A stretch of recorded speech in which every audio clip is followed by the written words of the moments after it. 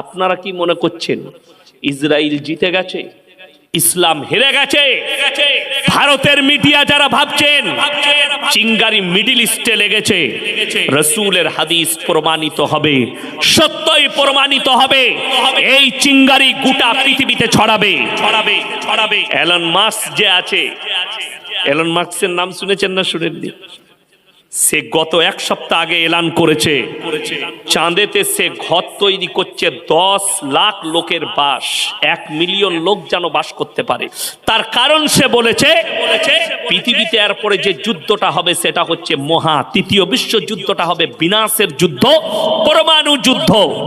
দুনিয়ার 90% ধ্বংস হয়ে যাবে, 10% দুনিয়াটা থাকবে। বৈজ্ঞানিকরা বলছে পরমাণু হাত লেগে গেছে ইরানের, ইরান পরমাণু গোটা পৃথিবীটা ল্যাপটে আসবে। 20 কোটি মুসলমানের প্রাণহানি হবে গোটা পৃথিবীতে, 20 কোটি। ইসলাম প্রতিষ্ঠিত হবে, দাজ্জালের আবির্ভাব ঘটবে, ইমাম মেহেদী প্রকাশ পাবে। আপনারা কি মনে করছেন আল্লাহ কিয়ামতের ময়দান করবেন 24 পরগনাটা, কলকাতাটা, মক্কা মদিনা?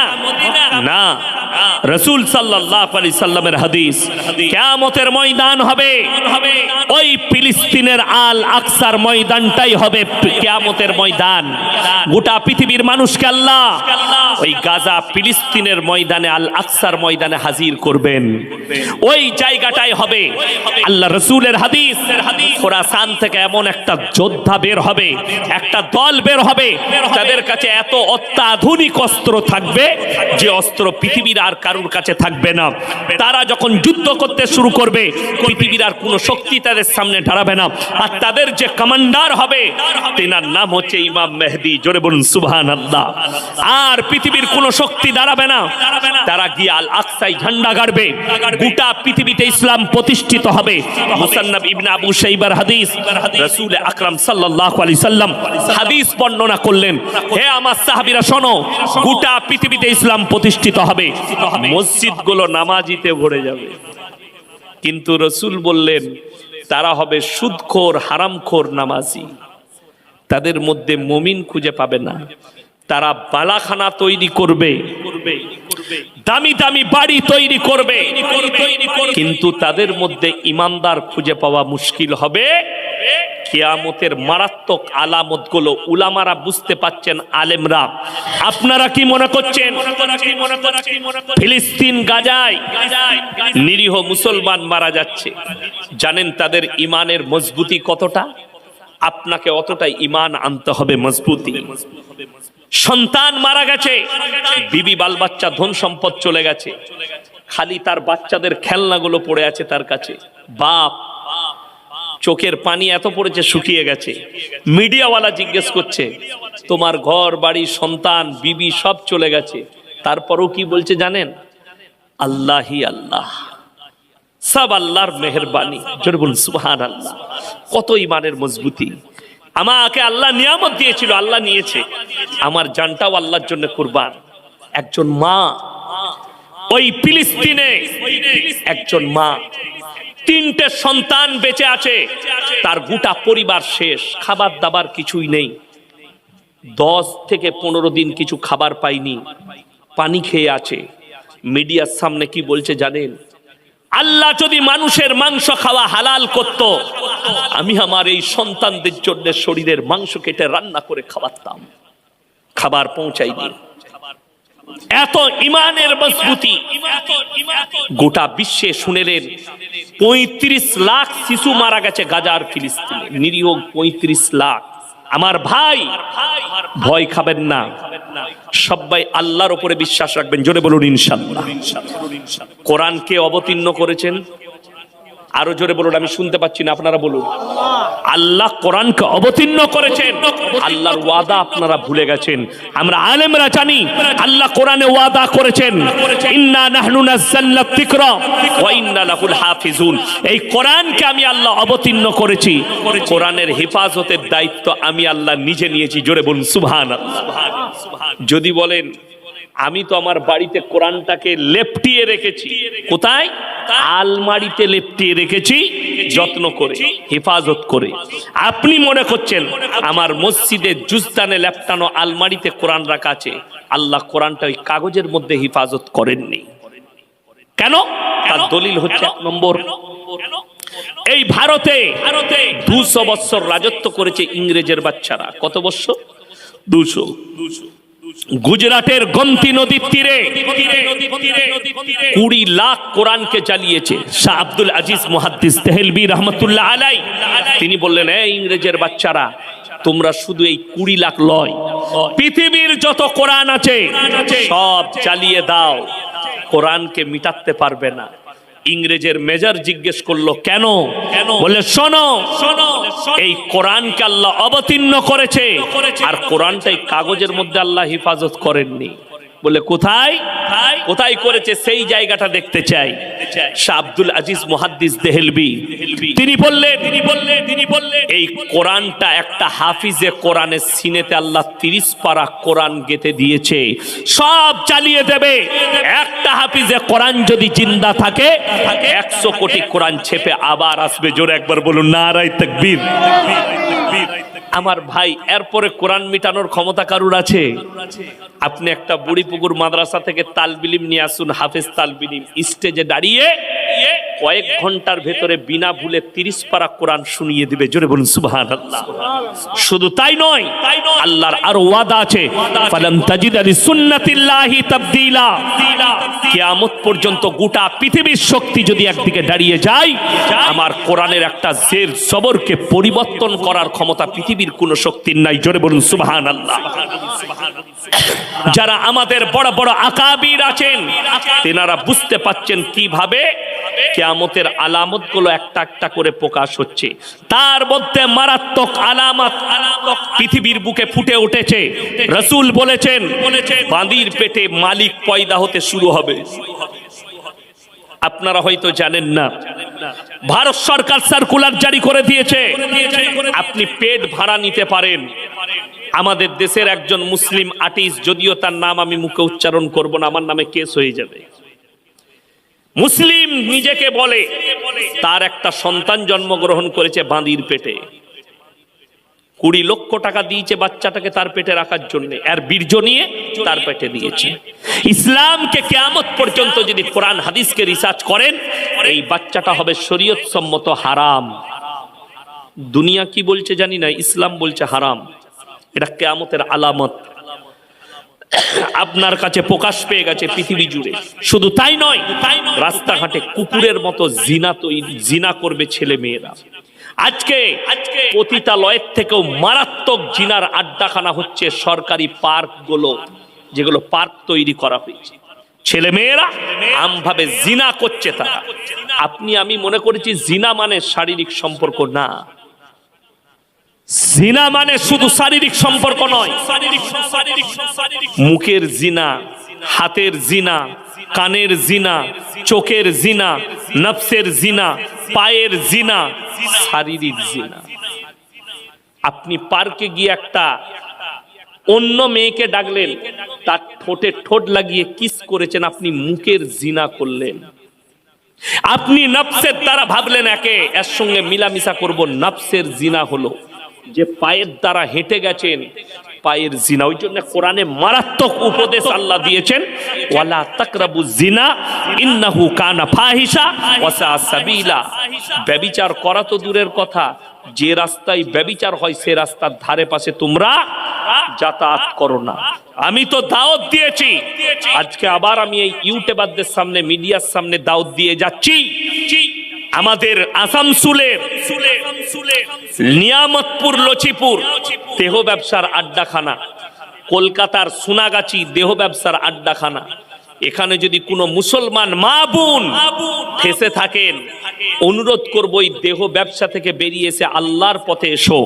যদি বলো আমার কোনো দুনিয়াতে দিক দিশারি নেই, গুগলে সার্চ করবে, ইয়াসিন ভাইয়ের নম্বর পাবে। আমি তোমাদিকে স্বামীর বন্দোবস্ত করে দেবো, হালাল রিজকের বন্দোবস্ত করে দেবো, যোগাযোগ করো। আল্লাহর পথে ফিরে এসো, মারাত্মক অপরাধ। আল্লাহ বললেন জিনা করা অনেক দূরের কথা, যে রাস্তায় হয় সেই রাস্তার ধারে পাশে যাতায়াত করো। আমি মাঝে মাঝে পুরুলিয়া ডিস্ট্রিক্ট যাই জলসা করতে, আর পুরুলিয়া যেতে গেলে আসানসোল থেকে ঢুকে বাজার হয়ে ডিসেল ঘর দামোদর নদীর ব্রিজ পার করে তারপরে পুরুলিয়া ডিস্ট্রিক্ট, ওই নিয়ামতপুর লচিপুরের ওপর দিয়ে যেতে হয়। আমি খালি ওইটুকু 2 কিলোমিটার রাস্তাটা ওইটা কভার করার জন্য মিনিমাম 20 থেকে 25 কিলোমিটার চক্কর মেরে হাই রোড থেকে ঢুকি ওই দিকে যাই না। কেন? বাই চান্স আমার চোখ পড়ে গেলে নফসের পাপ হবে, আমি আল্লাহকে কি জবাব দেব? কোরআনের প্রতি আমল করতে হবে। আমার মা বোন, আমার ভাই, কিয়ামতের আলামত গুলো চোখের সামনে ফুটে উঠছে। আপনাকে বলে দিই, কিছুদিন আগে পাকিস্তানে একটা বড় প্রোগ্রাম হয়েছে। প্রোগ্রামে পৃথিবীর বড় বড় স্কলাররা ছিলেন। সেখানে একজন পৃথিবীর শ্রেষ্ঠ মুফতি ছিল, মুফতি তাকি উসমানী। তিনি বক্তব্য রাখতে গিয়ে একটা মারাত্মক উক্তি দিয়েছেন, कियामत से पहले पूरे आलम में, पूरे दुनिया में हराम औलादों से भर जाए।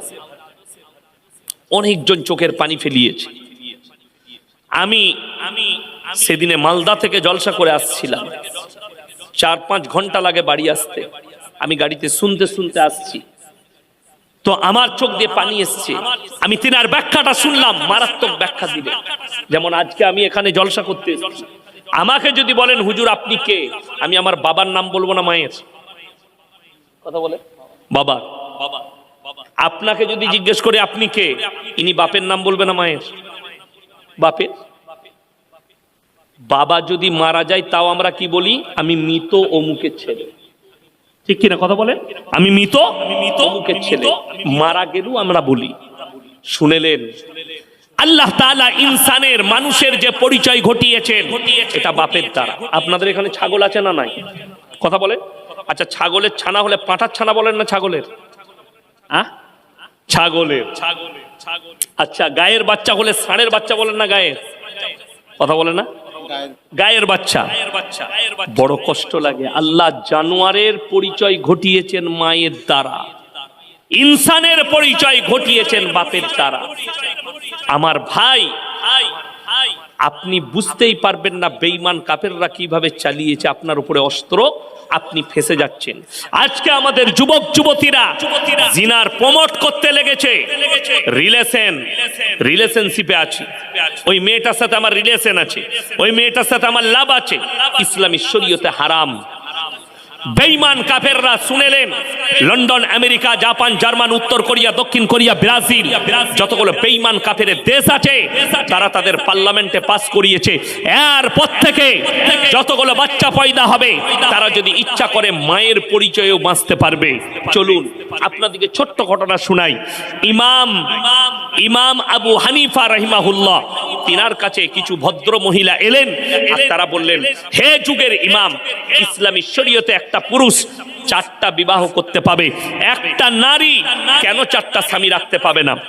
ইমাম আবু হানিফা রাহিমাহুল্লাহ বললেন, এক কাজ করো, তোমরা কাল সকালে, আমি উত্তর দেবো, যাও সকালে আসবে।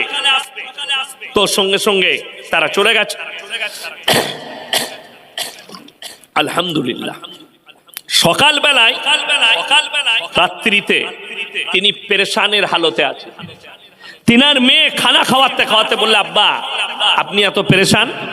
ইমাম আবু হানিফা রাহিমাহুল্লাহ বললেন, মা, মহিলারা প্রশ্ন করেছে, আমি উত্তর দিতে পারিনি।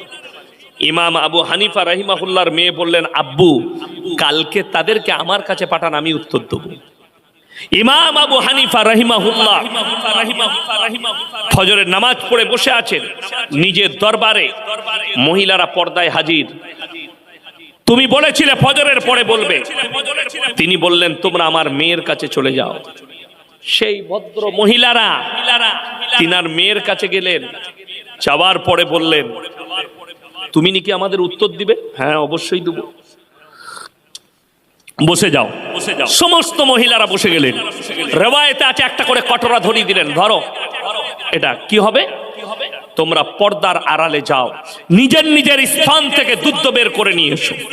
সমস্ত মহিলারা নিজের নিজের স্তন থেকে দুধ বের করে নিয়ে এলো, একটা বড় পাত্রের মধ্যে ঢেলে দিলেন, সব মিক্স হয়ে গেল। এরপরে ইমাম আবু হানিফা রাহিমাহুল্লাহর মেয়ে বললেন, তোমরা নিজের নিজের দুধগুলো বের করে নাও। এরা পেরেশান, এই দুধগুলো মিক্স হয়েছে, আমি কেমন করে আমরা বার করব? ইমাম আবু হানিফা রাহিমাহুল্লাহর মেয়ে বললে, শোনো, একটা ছাগল যদি মাঠে যায়, 5টা পাঁঠা তার সাথে মিলামিশা করতে পারে। কার বীর্য থেকে বাচ্চা হয়েছে আল্লাহ ছাড়া কেউ জানে না। একটা ষাঁড়, একটা গাই যদি মাঠে থাকে, 5টা ষাঁড় মিলামিশা করতে পারে। কার বীর্য থেকে বাচ্চা হয়েছে এটা আল্লাহ ছাড়া কেউ জানে না। তোমরা যদি, সেই যুগটা ছিল সায়েন্সের যুগ নয়, টেকনোলজির যুগ নয়, সেখানে তিনি যুক্তি দিয়ে বুঝাচ্ছেন, শোনো, তোমরা যদি 4টা স্বামী রাখতে চাও, বাচ্চাটা কার বীর্য থেকে হয়েছে এটা সমাজে দ্বন্দ্ব দাঁড়িয়ে যাবে, সংশয় দাঁড়াবে। আর আল্লাহ ইনসানের পরিচয় বাপের দ্বারা দিয়েছে, মায়ের নয়। তোমাদের মধ্যে আর জানোয়ারের মধ্যে কোনো ফারাক থাকবে না। চলে বলুন সুবহানাল্লাহ। আমাদের ভারতে এই জানোয়ারের আচরণটা কাদের কাছে আছে? কিছু আর্টিস্ট, কিছু খেলোয়াড়, এদের কাছে এগুলো আছে। আর আমাদের শিক্ষিত সমাজ মনে করছে এরাই হচ্ছে চলার পথ। আল্লাহর কসম, চলার পথ যদি তুমি নিজেকে মুসলমান বলো, ওই ফিল্মের হারামের আউলাদ আর্টিস্টরা নয়, ওই নাচনেওয়ালারা নয়, ওই নাচনেওয়ালি নয়। যদি চলার পথ কেউ হয় রাসূল আকরাম সাল্লাল্লাহু আলাইহি সাল্লাম, হে আমার মা বোন, তুমি যদি চলতে চাও, হযরতে ফাতেমার মতো জিন্দেগি করো, হযরতে আসমার মতো করো, হযরতে জৈনবের মতো করো, মা খাদিজাতুল কুবরা রাদিয়াল্লাহু তাআলা আনহার মতো করো। ওইটাই হচ্ছে তোমার চলার পথ। আজকে আমাদের দেশে যে মেয়ে যত শরীর খুলবে, তার দাম তত বেশি ইউটিউব আর ফেসবুকে। তাকিয়ে দেখেন, তার ভিউজ তত বেশি। কদিন আগে দেখছিলাম, এই আপনাদের কলকাতায় কোনো জায়গায় একটা মেয়ে শুধুমাত্র একটা সরু গেঞ্জি পরে বিরিয়ানি বিক্রি করছে, নাউজুবিল্লাহ। আর তার কাছে যুবকদের ভিড়। হাওড়াতে অঙ্কুরহাটিতে ছোট প্যান্ট পরে শরীর খুলে চা বিক্রি করছে। আগে সিরিয়াল করত, এখন দেখছি চা বিক্রি করছে। ভিড় কাদের? যুবকদের। চায়ের ভিড় লয়, কিসের ভিড়? তার শরীরের ভিড়, তার আকৃতির ভিড়। আর এই যতগুলো ছেলে জিনা করার নিয়তে চা খেতে যাবে, কিয়ামতের দিনে এই মেয়েটা জান্নাতের খুশবু পর্যন্ত পাবে না, এর জন্য জাহান্নাম ওয়াজিব হয়ে যাবে। এতগুলো ছেলেকে জিনা করায় উদ্বুদ্ধ করেছে। আমার ভাই, আমার মা বোন, ইসলামে পর্দা ফরজ। এই দেখেন, আমার পকেটে আছে মনে হয়, আপনাদেরকে উদাহরণ দিয়ে বুঝাই। যদি বুঝে যান, আপনারও মঙ্গল, আমারও মঙ্গল। আপনারা কিয়ামতের দিনে বেঁচে যাবে। পকেটে ভরলে মনে হলো নাই, বার করে নিচে আমার বিটি। চকলেট, একটা 1 টাকা দামি চকলেট খোলা থাকে না, প্যাকেটের মধ্যে থাকে? কথা বলে। আচ্ছা, 1 টাকার চকলেটটার মূল্য বেশি না আপনার বিবির একটা নারীর মূল্য বেশি? কথা বলে না? একটা নারীর মূল্য বেশি। আল্লাহ তাআলা সূরা নিসা অবতীর্ণ করেছে, একটা মায়ের কি ইজ্জত দিয়েছে। সূরা নিসাটা পড়লে, মানে কোরআনটা খুলে পড়লে আপনি বুঝতে পারবেন যে একটা নারীর কতটা ইজ্জত। আল্লাহ কোরআনে বললেন, ওয়াদরিব খুমুরিহিন্না আলা জুনুবিহিন, হে নারী, তুমি ঢেকে লাও, পর্দা করে লাও। তোমরা কোনোদিন লজ্জিত হবে না, ধর্ষিত হবে না, কোনোদিন বেইজ্জতি হবে না। একটা চকলেট 1 টাকার যদি খুলে দিলে তার ইজ্জত নষ্ট হয়, আপনার বিবি যদি শরীর খুলে দেয় তার কতটা ইজ্জত নষ্ট হবে? একটা কলা কেউ যদি আপনার বাজারে ছিলে বিক্রি করে, আপনি খাবেন কেন? ধুলো পড়ে, মাছি বসেছে, এই কলা খাবো না, ইজ্জত নষ্ট হয়ে গেছে। আপনি কলাটা ছিলে দিলে তা কলার ইজ্জত বুঝতে পারলেন, আর আপনার বিটির ইজ্জত বুঝতে পারেননি। আল্লাহ তাদেরকে কতটা ইজ্জত দিয়েছে। অনেক মেয়ে, অনেক মুসলিম সমাজ, অনেক মুসলিমরা শিক্ষিত ঘর, তারা ভাবছে শিক্ষিত মুসলিমরা যে এই মৌলবীরা কিছুই জানে না। ছোট ড্রেস পরাটা তো মেয়েদের জন্য এটা মডেলিং এর যুগ, ছোট ড্রেস পরবে। যদি ছোট কাপড় পরাটা মডেলিং হয়, জেনে রেখে দিবেন এই 24 পরগনার সব থেকে বড় মডেলিং হচ্ছে কুত্তাগুলো, যারা কোনো ড্রেসই পরে না। এই কুত্তাগুলো হচ্ছে সব থেকে বড় মডেলিং। বড় কষ্ট লাগে, এই দেশের আইনের প্রতি দুঃখ হয়। একটা মেয়ে যদি হিজাব পরে আর বোরকা পরে স্কুলে যায়, তাকে কোর্টেতে কেস লড়তে হয়।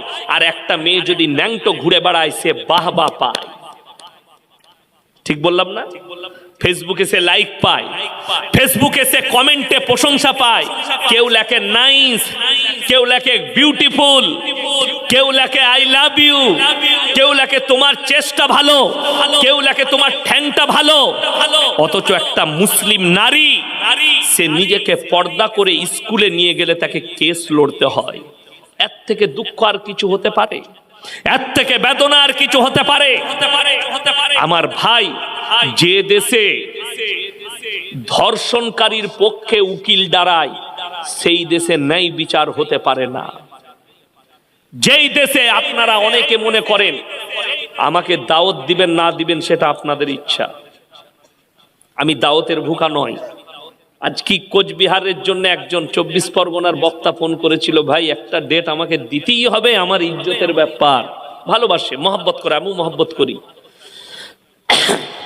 কিন্তু আমি তাকে একটা কথা বললাম, আমার বক্তব্য নিতে পারবে নাকি আগে দেখে লাও।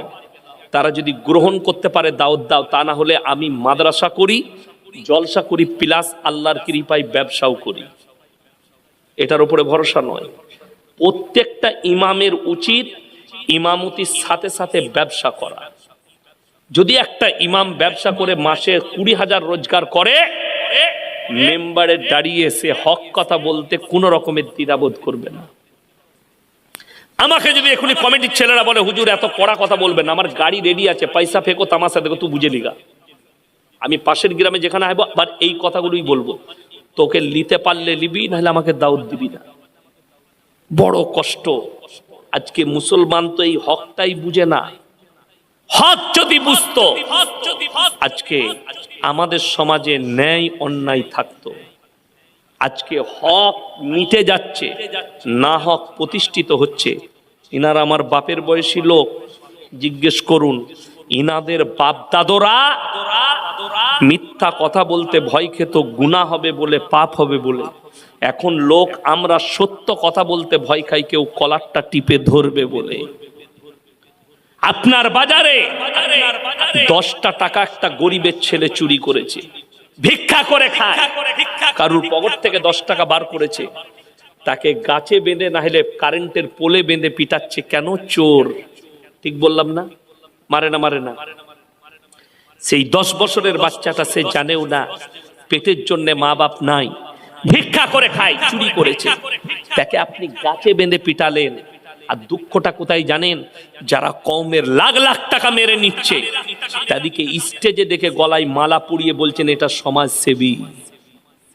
আমি বললেই খারাপ, আমাকে গালি দেবে দাও, আমি হক কথা বলে যাব। শুনে রেখে দেন, এই যুগের যারা নেতা আছেন, যারা গ্রামের দায়িত্ব পালন করছেন, আল্লাহ যাদেরকে নেতা করেছে, আল্লাহ যাদেরকে চেয়ার দিয়েছে, একটা বিচার যদি অন্যায় করে থাকেন, একজনের উপরে মাজলুমের উপরে জুলুম করে থাকলে, কিয়ামতের দিনে তুমি তাহাজ্জুদ গুজার হলেও পেরোনো তোমার জন্য দুষ্কর হয়ে যাবে। আল্লাহ বিচারক করেছে, হযরতে উমরের মতো বিচার করো। হযরতে উমরে ফারুক রাদিয়াল্লাহু তাআলা আনহু, সাহাবীরা বললেন হে আমিরুল মুমিনিন, এটা আপনার সন্তান। ধমক দিলেন, গাছে বাঁধো আর পিটাও, কুড়া মারো। আমার সন্তান বলে যদি ছেড়ে দাও, এর থেকে বড় পাপ করার সুযোগ পাবে। আমার কাছে ন্যায় বিচার হবে। হযরতে উমরে ফারুক রাদিয়াল্লাহু তাআলা আনহু সন্তানকে গাছে বাঁধা করিয়েছে। আজকে নেতার ছেলে ধর্ষণ করলে ছাড় পেয়ে যায়। ভারতে বড় কষ্ট লাগে। আরজি করের যে মেয়েটা ধর্ষিতা হয়েছে, আমি বলে যাচ্ছি, ন্যায় বিচার কোর্ট করতে পারুক আর না পারুক, প্রশাসন করতে পারুক আর না পারুক, কিয়ামতের দিনে আমার আল্লাহ করে দেখাবেন। আপনারা মনে করেন না ওই মেয়েটা একটা বেধর্মী মেয়ে, আল্লাহ কি ওর বিচার করবে? ও যে অত্যাচারিত হয়েছে, এর বিচারটা আল্লাহ করবেন। কথাটা বুঝতে পারেননি? সে জান্নাত পাবে না সেটা আলাদা কথা, ঈমান না আনার কারণে, কিন্তু সে যে অত্যাচারিত তার বিচার। ওই জন্য আপনি মুসলিম যদি নেতা হন, আপনার বাড়ির পাশে যেই বাস করুক, নেতা শুনেলেন কাকে বলে। আপনি যদি মনে করেন আমি নেতা হয়েছি শুধুমাত্র মুসলিমের উপকার করব, আপনাকে আল্লাহর কাছে হিসেব লাগবে। রসুল বলছেন তুমি দেখো না তোমার বাড়ির পাশে কে বসবাস করছে, সে হিন্দু হোক, দলিত হোক, আদিবাসী হোক, খ্রিস্টান হোক, মুসলিম হোক, ক্ষুধার্ত হলে খাবার দাও, বস্ত্রহীন হলে বস্ত্র দাও, বিপদে পড়লে পাশে দাঁড়াও। এটা রসুল সাল্লাল্লাহু আলাইহি সাল্লামের আখলাক। জোরে বলুন সুবহানাল্লাহ। বদলা লিদা নবীজি শিখাননি, বরঞ্চ ভালোবাসা শিখিয়েছেন। আপনার ওপরে অন্য দলের একটা নেতা আপনার উপরে অত্যাচার করেছে, আপনি যেদিনে নেতা হবেন তাকে মহব্বতের সঙ্গে গলায় টেনে নিয়ে ক্ষমা করে দেন। রসুল যেদিনে মক্কা বিজয় করেছেন 5টা কথা এলান করলেন। নাম্বার 1, কাবা ঘরে প্রবেশ করলে মারতে পাবে না, জোরে বলুন সুবহানাল্লাহ। নাম্বার 2, বৃদ্ধকে মারতে পাবে না। নাম্বার 3, বৃদ্ধাকে মারতে পাবে না। নাম্বার 4, শিশুকে মারতে পাবে না। নাম্বার 5, আত্মসমর্পণ করে কাবা ঘরে প্রবেশ করলে মারতে পাবে না, জোরে বলুন সুবহানাল্লাহ। নবীজি বললেন, নবীজি এলান করলেন, আমি দয়ার নবী, আল্লাহর নবী এলান করছি, আমি দয়া করতে জানি, ময়া করতে জানি, ক্ষমা করতে জানি, বদলা নিতে জানি। নবীজি কাকে ক্ষমা করেছেন আপনি অবাক হবেন। পৃথিবীর কিয়ামতের সকাল পর্যন্ত কোন বাপের বেটা এই আখলাক দেখাতে পারবে না।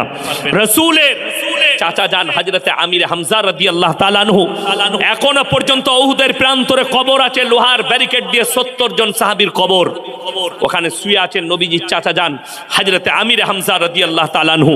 যুদ্ধের ময়দানে বুকটা চিড়ে তলোয়ারে করে এই গলা সমেত কলিজা থটটা বার করে চিবিয়ে খেয়েছিল, তার নাম হিন্দা। নবীজি বললেন, হিন্দা, আল্লাহ তোমাকে ক্ষমা করেছে, আমি নবী ক্ষমা করে দিলাম, কলমাটা পড়ে নাও। জোরে একবার বলুন না সুবহানাল্লাহ। আর আপনি বলছেন আমি নেতা হয়েছি, তুই আমার উপরে অত্যাচার করেছিস, আমি বদলা নিয়ে দেখাবো।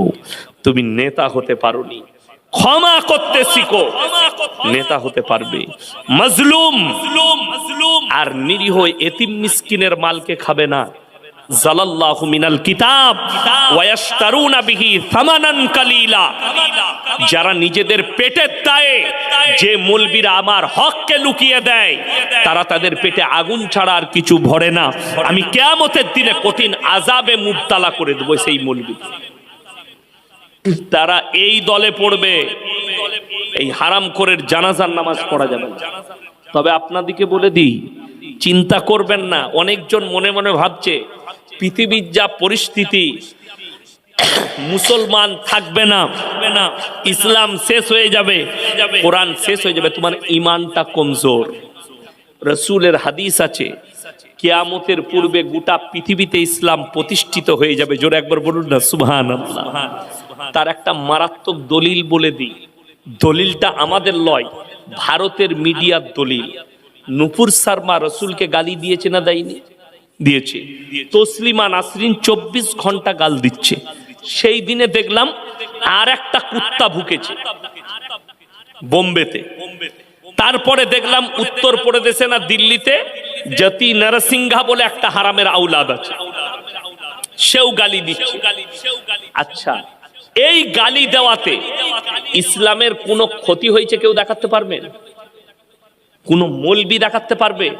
আর আমি আপনাকে বলে দিচ্ছি, আল্লাহর কসম করে বলছি, ওরা না যা গালি দিয়েছে তার লক্ষ লক্ষ গুণ বেশি লাভ হয়েছে। জোরে একবার বলবেন না সুবহানাল্লাহ। দলিলটা বলে দিই, প্রুফটা কি? 6 মাস না 7 মাস আগে আমাদের দেশে একটা সুন্দর বাবা বেরিয়েছে, ধীরেন্দর শাস্ত্রী বাগেশ্বর ধাম বাবা, সুন্দর দেখতে। কিছুদিন আগে বেরিয়েছিল যাত্রায়, অমুসলিম হিন্দু ভাই দিকে নিয়ে কাটোগে তো বাটোগে। এই বাবা বলছে মুসলমান के दुकान से कोई सामान मत खरीदो। ये बाबा पखंडी बाबा है। इसी बाबा ने मीडिया के सामने कहा, मेरे बहन का शादी के टाइम किसी मेरे हिंदू भाई ने मेरे को पैसा नहीं दिया। एक मुसलमान दोस्त था, उन्होंने मेरे को 20,000 रुपया उधार दिया, तो मैंने अपने बहन का निकाह कराया। इससे बड़ा पखंडी बाबा और कोई हो सकता है? लेकिन ये कह रहा है कि मुसलमान के दुकान से सामान मत खरीदो। सुन लीजिए, এই বাবা কি একজন ডেকেছে, অ্যাঙ্কারটার নাম হচ্ছে সুধীর চৌধুরী, আজ তকের অ্যাঙ্কার। এরকম আমার মতো চেয়ারে বাবা বসেছে, অ্যাঙ্কার বসে। बाबा आपको हम एक आंकड़ा बताएंगे। कौन से आंकड़ा? बोले आंकड़ा सुन लीजिए हिंदुस्तान का।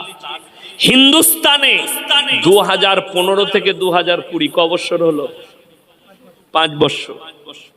এই 5 বছরের ভেতরে অন্যান্য ধর্ম থেকে 13 লাখ লোক ইসলাম কবুল করেছে। জোরে একবার বলুন নারায়ে তাকবীর, নারায়ে তাকবীর। গোশ খান না আপনারা? যোগী মানা করেছে বলে ভয় খেয়ে গেছেন, গরুর গোশ খান না? গলার আওয়াজ কই? নারায়ে তাকবীর। কলকাতাও পৌঁছালো না, দিল্লি অনেক দূরের কথা। এই আওয়াজ যদি শুনতে চান তকবীরে, তো মুর্শিদাবাদে যেতে হবে, তবে বুঝতে পারবে।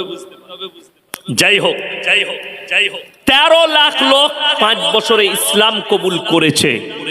আর এই 5 বছরের ভেতরে অন্যান্য ধর্ম থেকে মাত্র 30,000 লোক সনাতন ধর্ম কবুল করেছে। জিতকার बाबा फरकटा कतटा बाबा बोलचे इसका अंतर आसमान और जमीन का है। और इसीलिए है कि किसी मुसलमान मौलवियों ने श्री राम जी को हम गाली नहीं देते हैं, तुम हमारे रसूल को गाली देते हो, लेकिन हम तुम्हारे श्री राम जी को हम गाली नहीं दे सकते, श्री किशन जी को गाली नहीं दे सकते।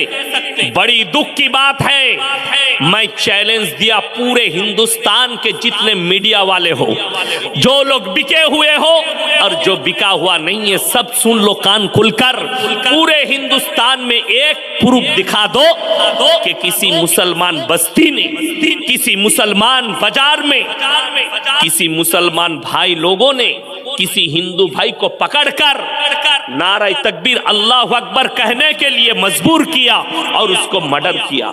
मैं मॉब लिंचिंग इस हिंदुस्तान में 5 साल के अंदर 500 से भी ज्यादा हुआ है। मुसलमान को पकड़ा गया और बोला कि जय श्री राम बोल, बोलने पर भी मर्डर किया गया। एक चाचा का दाढ़ी पकड़कर उससे थप्पड़ मारा गया। अरे तुम लोग एक साथ शिकार करते हो, समझ लेना ग्रुप में शिकार सुअर करता है, अकेला शिकार शेर करता है। अगर दम है तो अकेला आकर हमारे बस्ती में शिकार करके दिखा। अगर श्री राम जी से इतना मोहब्बत है तो आ जाओ, हम दावत देते, हमारे जलसे में खड़ा होकर जय श्री राम बोल के दिखा। हिम्मत नहीं है, फिर तू लोमड़ी से भी खराब है, तू सुअर से भी ज्यादा खराब है जो ग्रुप में शिकार करता है। मैं कह रहा हूं, हमारे जुबान से कभी ये नहीं निकलेगा श्री राम जी के, हम कहते हैं श्री राम जी महान आदमी थे, महान थे, लेकिन तुम हमारे रसूल को गाली देते हो, तुम हमारे मोहम्मद सल्लल्लाहु अलैहि वसल्लम को गाली देते हो। मस्जिद के ऊपर चढ़कर श्री राम के झंडा लहराया जाता है हिंदुस्तान में, मस्जिद को तोड़ा जा रहा है। आज के बड़ो कष्ट लागे। পশ্চিম বাংলার যতগুলো কুত্তা মিডিয়া চিল্লাচ্ছিল, ইলেকট্রিক মিডিয়া, তারা চুপচাপ বসে আছে। আর একটা আছে আমাদের আরামবাগ টিভি, শফিকুল।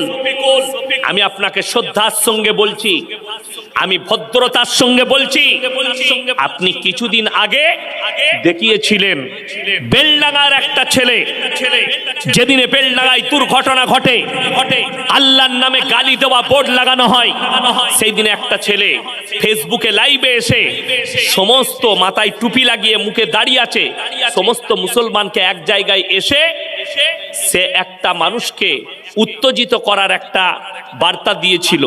সে অপরাধ করেছে ইসলামের কাছে। তুমি সেটা দেখিয়েছো এবং বাংলাদেশ যোগ করেছো। আজকে সয়ন হালদার নামে সেই ছেলেটা ধরা পড়েছে বেলডাঙায়, যে ওই বোর্ডটা যে গালি লিখেছে তার নাম হচ্ছে সয়ন হালদার। আজকে এই কুত্তা মিডিয়াগুলো চুপচাপ বসে আছে। শফিকুলকে বলবো, তুমি যদি সত্যিকারী মুসলমান হও, তুমি যদি আল্লাহকে ভয় করো, আর তোমার যদি মুসলমানের প্রুফ দেওয়ার হয়, এইটাই হচ্ছে তোমার ম্যান প্রুফ। আমি তোমাকে ভালোবাসবো, কাল থেকে তোমার বিরুদ্ধে বলবো না, আমি তোমার প্রশংসা করব। সয়ন হালদারের ছবিটা নিয়ে তুমি যদি দালাল না হয়ে থাকো, তুমি প্রকাশ করো যে আসল দাঙ্গাবাজ, আসল আতঙ্কবাদী, আসল জঙ্গি ধরা পড়েছে। এটা 1 নম্বর। 2 নম্বর, গত পরশু দিনে মুর্শিদাবাদের সুতি থানায়, সুতি স্টেশনের কাছে রেল লাইনের ওপরে বোমা রাখতে গিয়ে দুটো দাসদের ছেলে ধরা পড়েছে। যদিও নামটা এখন আমার মনে পড়ছে না, দুটোই হিন্দুদের। এখনো পর্যন্ত মিডিয়ারা চুপচাপ আছে। এই নিউজ 18 বাংলা, তার নাম অয়ন না কি নাম, চশমা পরে খবর পড়ে, তাকে বলছি তুমি যে কত বড় বেঈমান আর তুমি যে কত বড় কুত্তা দালাল, কালকে বুঝতে পেরেছি। খবর সম্প্রচার করেছে সুতি থানায় বোমা রাখতে গিয়ে হাতে নাতে ধরা হারামখোর, তাদের নামগুলো প্রকাশ করে নাই। কেন? তোমার গলায় কুত্তার পাট্টা লাগিয়েছে কেউ, ওই জন্যে। আর আমি বলে যাচ্ছি দুটোই হিন্দুদের ছেলে। এরা যদি ধরা না পড়তো, হারামখোররা পাকিস্তান পর্যন্ত যোগ করে দিত। বোমটা পাকিস্তান থেকে এসেছে, মুসলিমরা রেখেছে, কতগুলো নাম জড়াতো তা ঠিক নেই। ওদিকে এলাকার লোক হাতে নাতে ধরেছে। এই স্বয়ং হালদার যে বোর্ডেতে আল্লাহকে গালি দিয়েছে, তার নামটা উঠে গেছে, তাকে পুলিশ অ্যারেস্ট করেছে, মুর্শিদাবাদ পুলিশ। আমি মুসলিমকে বলবো, শোনো, প্রশাসনের উপরে আস্থা রাখুন, আর মিডিয়ার উপরে আস্থা রাখবেন না। এই গোটা ভারতবর্ষে যতগুলো দাঙ্গা ফাসাদ হচ্ছে, হিন্দু মুসলিমের মধ্যে বিবাদ, জাতি বিবাদ লাগাচ্ছে, এই দেশের মিডিয়া তার মধ্যে নাম্বার 1 হচ্ছে রিপাবলিক টিভি। কোন মুসলমানের জন্য উচিত নয় তারা যেন রিপাবলিক টিভি দেখে। আপনারা কেউ দেখবেন না, সবাই বয়কট করব। সকলে জোরে হাত তুলে বলুন ইনশাআল্লাহ। রিপাবলিক টিভিকে বয়কট করুন। এই কুকুর রঞ্জন না ময়ূর রঞ্জন আছে একটা 4 চকো ব্যাটারিওয়ালা মাল, হ্যাঁ ময়ূর রঞ্জন, ও ময়ূর রঞ্জন, কুকুর রঞ্জন ওটা, আমি ওর নাম রেখেছি। প্রতিনিয়ত মিথ্যাচার করছে, অবাক লাগে। আচ্ছা শুনেছেন, একটা ছোট ছেলেও এরকম গল্প করবে না। আমাদের দেশের এই রাজ্যের মেদিনীপুরের একটা বুড়ো ভাম নেতা এখনো বিয়ে করেনি। সে বলছে বাংলাদেশ থেকে 1000 ঢাকা থেকে রিস্কা নিয়ে বেরিয়ে গেছে, 1000 লোক কলকাতাকে দখল করবে। তুই পাগল। যারা বাংলাদেশে বলেছে আমরা রিস্কা নিয়ে যাচ্ছি, তারা তো কিছু খেয়ে বলেছে তার থেকে বেশি গাঁজা, এই 72 কেজি গাঁজা খেয়েছে। আচ্ছা রিস্কা নিয়ে কোনো দেশ দখল করা যায়? আচ্ছা তারা কোথায় এখন, তাকে জিজ্ঞেস করুন। এইগুলো হচ্ছে প্রোপাগান্ডা।